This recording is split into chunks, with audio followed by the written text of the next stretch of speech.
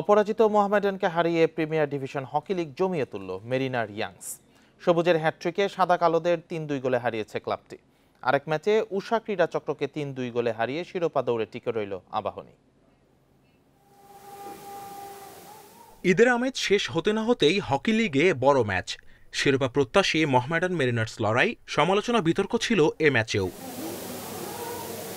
রেফারির সিদ্ধান্ত না মেনে তেড়ে আসা, প্রতিপক্ষ খেলোয়াড়দের ওপর চড়াও হওয়া কিংবা গ্যালারিতে বিশৃঙ্খলা সবকিছুই দেখা গেছে।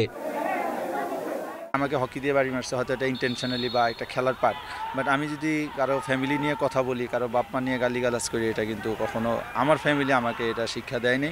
কালচারে তৈরি হয়ে গেছে এখন, যা আজকে হয়তো আমি এই ক্লাবে খেলতেছি, হয়তো আরেকজন অন্য ক্লাবে, পরবর্তীতে অন্য ক্লাবে নাও খেলতে পারে।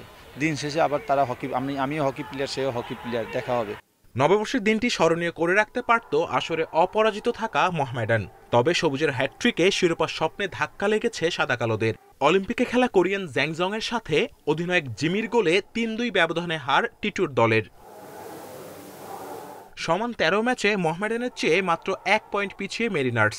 চ্যাম্পিয়ন হতে পরের ২ ম্যাচে জয়ের বিকল্প নেই আশরাফুল জিমিদের। এদিকে আরেক ম্যাচে জয় পেয়েছে আবাহনী। উষা ক্রীড়া চক্রকে ৩-২ গোলে হারিয়েছে আকাশী নীল। Kamrul Hasnat, Independent news.